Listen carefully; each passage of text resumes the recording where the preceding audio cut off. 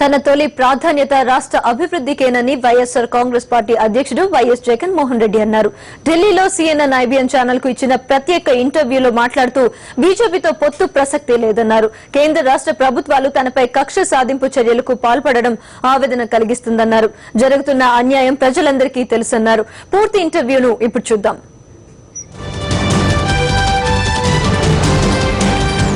Thanks very much. Yes, joining us now is one of the politicians of the moment, the YSR Congress chief, Jagan Mohan Reddy, who many believe could be the next politician in the line of fire after the Bellary Reddy brothers were targeted yesterday. Jagan Mohan Reddy, is that how you see it? After Janardhan Reddy's arrest, many believe that you're next in line, that you will be the next to go to jail. Basically, as far as Janardhan Reddy's issue is concerned, I think there should be one clarity there. Janardhan Reddy happens to be from BJP. We happen to be, I was an earlier congressman, and now we have my own party, YSR Congress Party. Please do not try and bring both of them together.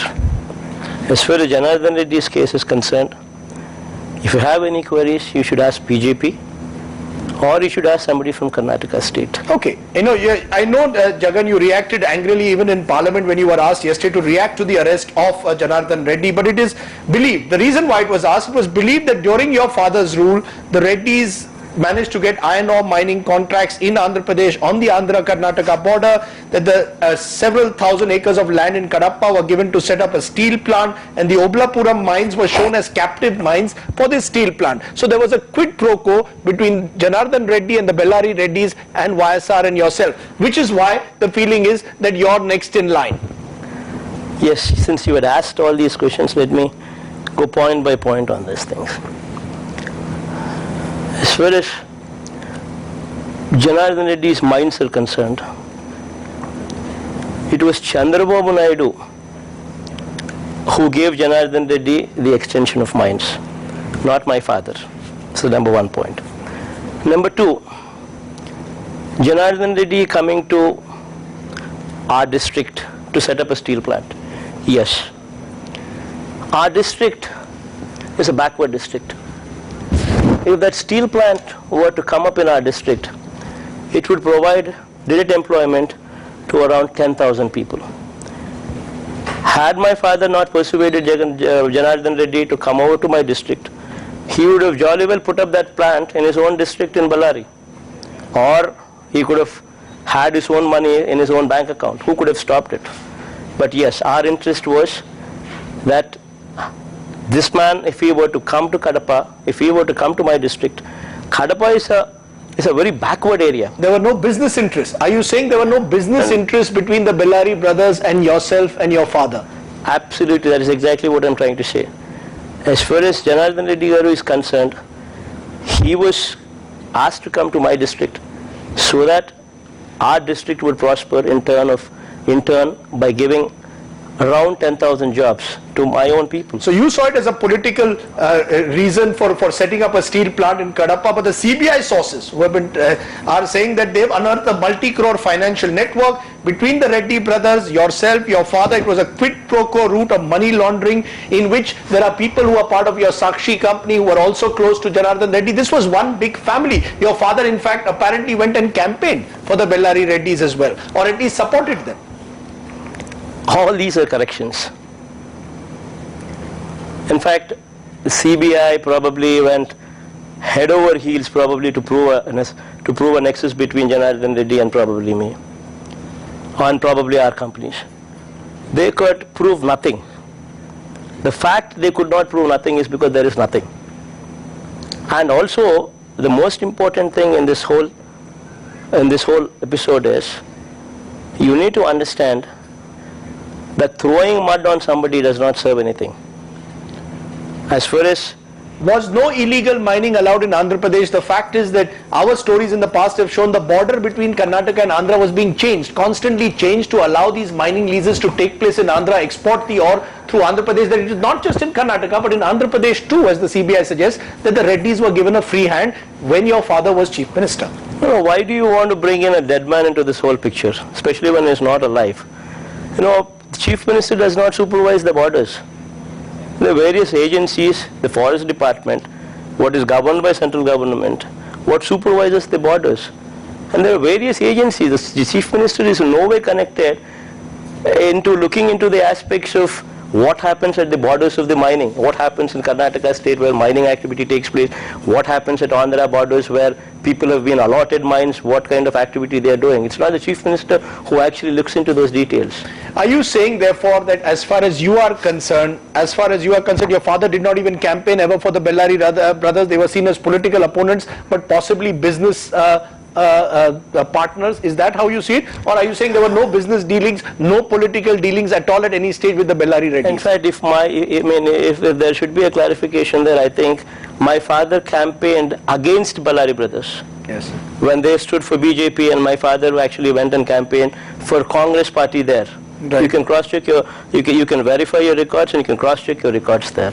Okay, the main thing against you has been that Jagan has benefited companies which then in return for that bought shares in companies owned by you. This is the broad argument that the CBI is making. They've made it with Bharti Cement, they've made it with MR, various companies whom they say invested in companies owned by you, in return for which they got various projects. Some got, for example, they got port projects, they got specific projects like the Ramki Group promoter, Ayodhya Rami Reddy, Nigamma Prasad, founder promoter of Matrix Laboratories, bought in Sandur and Jagati shares owned by you, in return for which he gets to develop 3 port projects. That's what the CBI charges against you are, that you misused your office to benefit specific companies. Your response?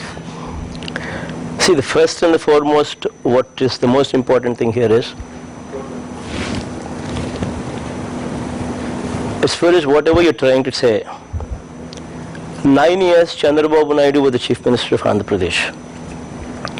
When he was the Chief Minister of Andhra Pradesh, he gave ports, be it Kakinada, be it Gangavaram, be it Krishnapatnam, be it he gave lands, be it Imar, be it IMG, be it Billy Rao, blah blah blah. For 9 years Chandrababu Naidu followed a certain procedure. And if Chandrababu Naidu had followed a certain procedure in giving away land, or in giving away ports, or in giving away airports, if he had followed a certain procedure, and when my father was the Chief Minister of Andhra Pradesh, after Chandrababu Naidu, and if my father exactly followed the same procedure what Chandrababu Naidu did for 9 years, and if whatever Chandrababu Naidu did was okay, then why is it that somebody can point a finger at what my father did? Sure, because they are saying that you got those companies then to invest in companies owned by you, and you then sold your shares at a premium and made a lot of money out of it. So there was a clear quid pro quo. No one, Chandrababu Naidu also has to face questions, but in your case they are saying there was a quid pro quo, that anyone who wanted to invest in these projects had to also invest in companies owned by you. See, first of all, there should be a violation in place. If I had done Rajdeep a favor, that means I should have done Rajdeep an out of the way favor. That is my father. Of course, first of all, nobody can point a finger at me because I was neither in politics, nor could anybody say that I had even gone one day to even the secretariat, nor could anybody say that I even made a phone call to even a minister, but you own these companies, or to a minister, or to a secretary. Okay, now coming back to this point of yours, what you're trying to say is, if at all the government had done any favor, there should be a rule in place, and that rule should have been grossly violated to do a favor to somebody. Please let me complete. To do a favor to somebody. Only when that rule is violated to do a favor to somebody, you can actually say that somebody is benefited and somebody in turn has invested on a quid pro quo basis. Okay, Jagan, the point is that it appears you were the beneficiary because your declared earnings went up by almost 800% in the 5 year between 2003-4 and 2008-9. From 9,19,000 salary in 2004, then you go to 77 crores when you declare your assets in 2009. Then you fight a by-election, your assets come up to 440 crores. That's when people are asking the question, how did Jagan Reddy become so rich overnight? What's your answer to them? First of all, overnight itself is wrong. Second of all, Your 2003, 2004, whatever you're talking is not right. 2003, 2004, 9 lakhs is my property is what you're trying to say. That itself is wrong. Because I'll tell you, in 2001, way before my father became the chief minister, we took over a Sandor Power Company. It's a hydropower generating company. This company was 140 crores, funded by various financial institutions. 5 banks, I think, were funding that project. 140 crore project, 37.5 megawatt. This project, by the time my father sworn in as chief minister in 2004, May 23rd, 90% of the promoters' contribution of 40 crores was already chipped in into that project, and that project was actually commissioned within 6 months after my father sworn in as the chief minister. It's a hydropower project. That is December 25th, same year, the project was actually commissioned.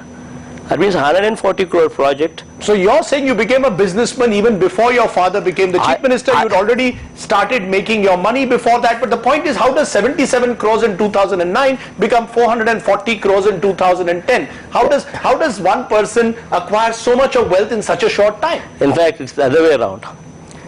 As I spoke to you about the power project, where the facts actually are totally wrong.